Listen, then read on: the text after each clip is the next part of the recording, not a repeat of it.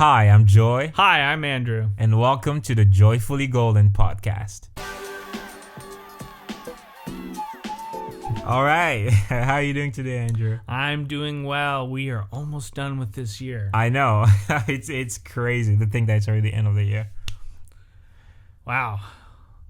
Well, thank God. I mean, it's been a long year, but it's been a good year. Yeah. So, my mind, let's dive into today's episode Yes. because so today we talking about. Okay, I'm gonna give a background first, which it will help people understand why I am still a little bit out of it. So leading up to this episode, as we wrap up the year, we wanted to do something a little more just personally reflective and just go inwards. And something that we decided to do, I think you suggested, was to write eulogies. And so we each wrote 2 eulogies, and one was for Andrew to read at my funeral, in which the eulogy talks about everything that I have accomplished until the day in which we read it, until today. And same thing for Andrew as well, a eulogy that I was going to read that encompasses everything that he has accomplished, that he has done within his lifetime.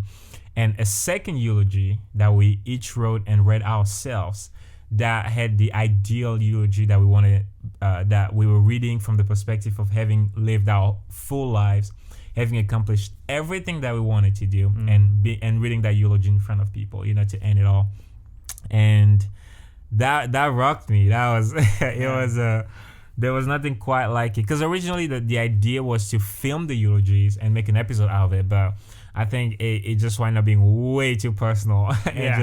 So we decided to keep that, but at least share the feeling and just kind of what we got from it with you guys. And we encourage you guys, if you know someone that you can trust and be open with, to try it out. Because even as we go through the episode, I don't even know if I'm going to be able to describe fully how it made me feel, but hopefully we can pull out some nuggets, that we're able to get from it. Absolutely. And share with you guys. But I'll ask you the question first. How did you feel reading those eulogies? It was very interesting. It was a unique experience. Often I've never heard somebody speak about me in the past tense as if I had already passed. So laying on this couch with my eyes closed while you read a eulogy, if you were to have read one, if I were to have passed, in a way it felt kind of nice. Hearing the things, and to be clear, so I wrote the eulogy for him to read at my funeral, and then I also wrote my future eulogy that I would basically read on my deathbed. He did the same for him. Yeah. We just read the eulogies for each other in passing, and then we read the ones at the end of our lives ourselves. Thank you. And I've done a lot. And this last year, despite all the pandemics and outbreaks and bad things that happened, it was actually a pretty good year for me. And the last couple years of my life have been really good. And it got me thinking that, life was good. It's been good. And it also had me realizing, because I didn't want, I came up with the idea, but I really put off doing this because my younger brother passed away in 2017, and I did the eulogy for him, and that was a big deal for me. And I really recognized how much Kevin had lived in his final years of his life. The last, 5 years of his life, he did a lot. And for me, the last several years of my life, I've done a lot. And I'd like to think that like him, I was in the process of becoming more. And I would like, now that I'm still here, I would like to see what more I can become, because there are times in life where I've wasted a lot of my time, or I've, beat myself out about things, or I've really just not focused on the positive or being grateful for what I've had. And imagining, if you will, that you're already gone, it's like, why would you have wasted any of your time doing that? And I mean, it wasn't this out-of-body experience, but it was a reminder that it's like, we're all going to die. One day, we're just not going to be here. And how do you want death to greet you? On your way of doing something great, or just sitting down waiting? And I don't want to be caught waiting. And so hearing you read that eulogy allowed me to appreciate all the good things that I had done in life, and a reminder that as long as I still got breath, it's still possible for me to accomplish the rest of the things I want to do. What about you? So for me, it was quite an experience. I'm not gonna lie. that was something. And I guess so. The first eulogy, based on if I was dead today, I think that one really reinforced a way of life that I think I've had already for a few years. I think even though it would be great to accomplish all the things that I want to do, to live a full life where I can actually reach all those goals, I am very satisfied if I was to die today. Yeah. In the pursuit of those things, in the process of making those things happen. Like the worst thing though, it would be to die having given up on doing those things, having given up on being my best self. And I think, as I was sharing with you, that has led me to a lot of the decisions that I've made in my life, like stopping some things or starting some things, based on the fact that I know that death is a surprise, to most people. And so if I'm going to be surprised by death, I rather it not be in a place in which, I don't know, I just gave up living my best life. I rather it being in a place in which I was in the process of doing what I was doing, and it caught me. And I even joked about something that I always tell Alyssa. I always tell her she's going to be busy if I was to die today, you know, and not that she has to, but I always tell her that, I've started working on my dreams. I have my screenplays, I have my notes, I have my plans and everything. I'm like, if I was to die today, take them, sell the screenplays, write a book, finish the dreams, whatever. But because I'm in the process of it, there was a sense of peace that came with hearing that eulogy being read, because I genuinely felt at peace if this was it, like despite the amount of things that I will never get to do, like knowing that I was in the process of doing it when it happened, like, I don't know, there's just a certain sense of peace, because I wasn't wasting the time that I had, because it's not like I died and I wasted the time that I was going. No, it's God said that this was my time, but I did the best that I had with the time that I had. And there was a certain, I can't even explain it, but there's a certain amount of peace that came with that. And the other eulogy that I read myself, that was a trip, because that was, traveling that far in the future. I spent a lot of time already as it is in the future, just because of all the things that I want to accomplish and things like that. But going that far ahead, I'm not even sure what to say about it. It just made me feel so many things, like trying to put myself in the shoes of an old man, who has done all these things today that I'm giving so much energy towards and thriving towards and building towards, having done all that and looking back at it, like that's so surreal to think of being in that place, having children, grandchildren, great-grandchildren, that I get to give this legacy to, like, just the excitement, the joy, the fulfillment, the peace, about knowing that I've done my best, that I'm leaving my loved one with, literally, I've lived my life and living it to them and moving on to better things. Like, it just does things to you. And it made me think of a quote by a philosopher. I don't remember which one, but one who said that every single time humans decides to boldly have a mental experience with fear, with death, and the concept that death could be imminent, as every single time they are changed for the better.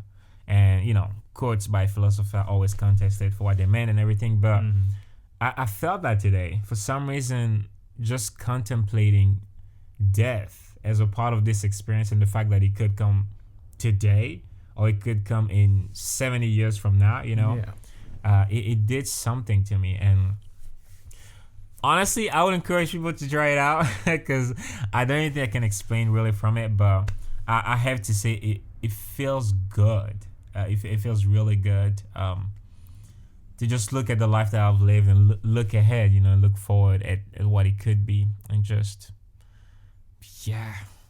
that probably made no sense, but that's exactly what it feels like. It's such a trip. Yeah, but anyways. Yeah, because then I read mine too.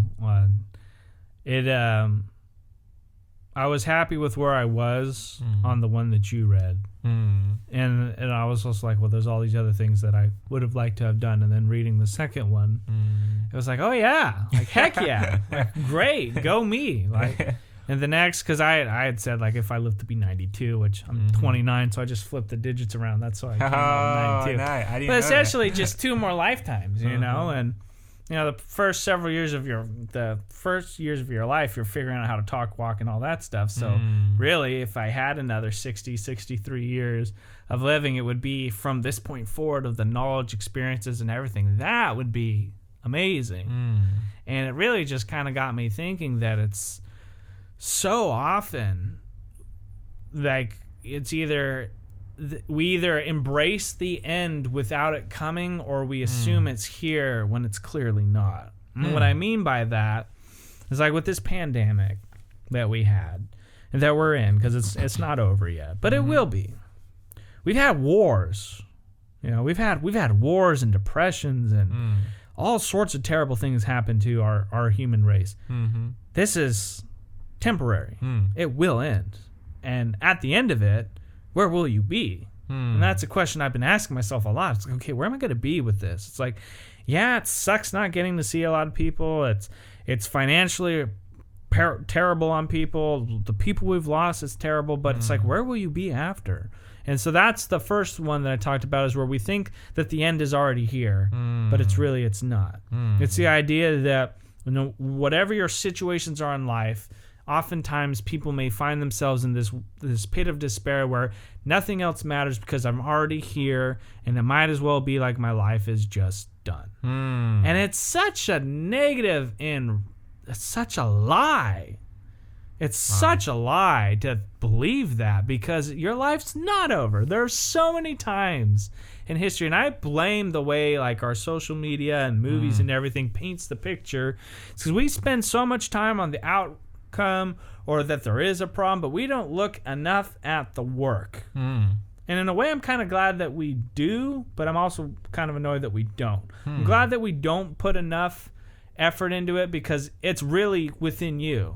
Seeing a lot of people work hard, maybe it would inspire people to work harder. I don't know. But there's so much that goes on behind the scenes in all of our lives that we don't see or even talk about that leads you to the successes that you have.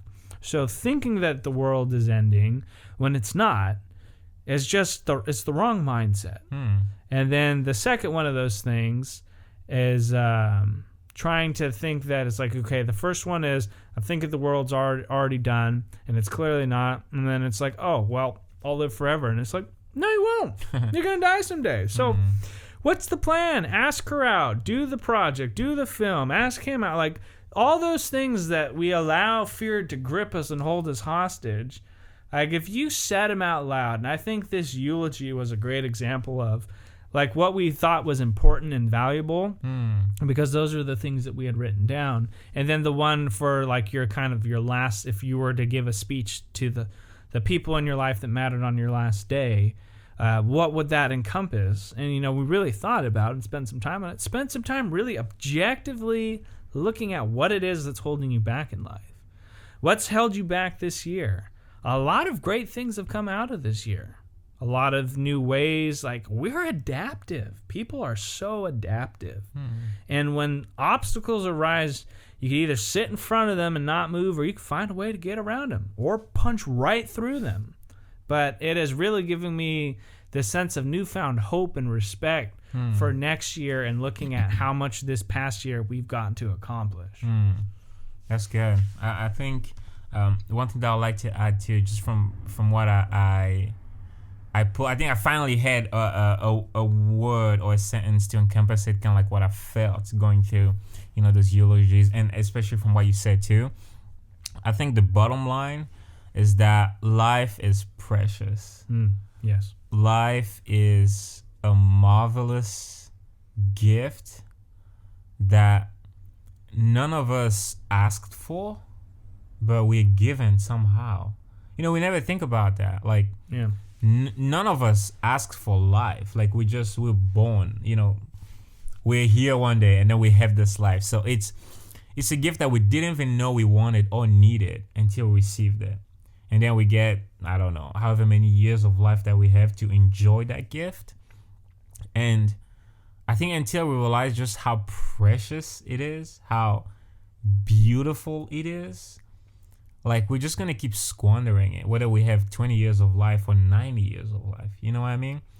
And I truly believe that, at least for me moving forward after having done this, I feel like I've gained this new appreciation just for how amazing this is. Like, life is such a gift. You know what I mean? Like, being here. And I think we really, as we end the year, and as we think of everything that has been, everything that we might be afraid of moving forward and all those things, just realizing that at the end of the day, like, most of us, we rather be here. Like, we wouldn't rather, I don't know, be gone or be dead. We all of us, like, at the very, very bottom line, we really want to be here, because we know that if we keep fighting on, there might be better days ahead. We know that if we keep pushing through this, there might be better days ahead. Because you said, we've been through that before. There's been very dark, pages in our histories personally and overall as the world, as this country.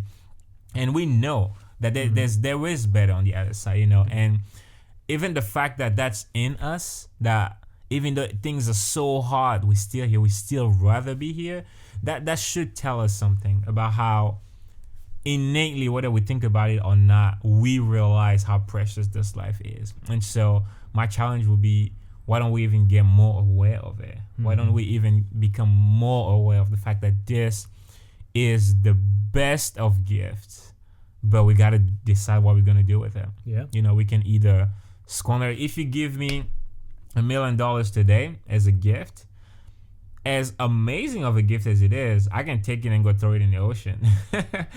And it doesn't make it a less amazing gift. I just used it extremely poorly, And sometimes I feel like that's the call we have to make with our lives. This life, whatever amount of years that we get, 30, 40, 50, 20 years, it's a phenomenal gift, period. But are we going to squander it? Are we going to do something good with it? How are we going to truly enjoy and make something off of this gift? You know what I mean? And I hope that with how crazy this year has been, with how traumatic it's been in so many different levels, that we can still find that appreciation for the fact that this still is a gift. And even if there was these crazy hard patches on it, this life overall is a spectrum, still an amazing gift, that we still have opportunities to do something beautiful with it, to enjoy it, and to share it with our loved ones. So we shouldn't give up yet, because we're still here. We still have time. Yeah. There's still hope. There's still the people that we care about around us. There's still breath in our lungs.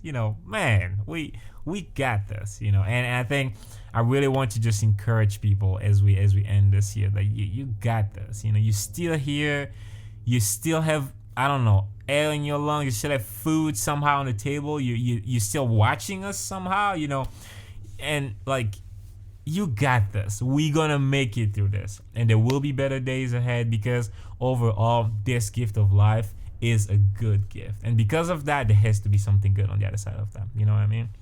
And we will learn, we will grow, and we will do something good with it. Absolutely. I love it. 365 more chances next year. Every day you wake up, there's a gift to try and do the things that you want to do. And never stop. Never stop trying. You'll get there one day. Yep. Stay joyfully golden. See you next year. Take care.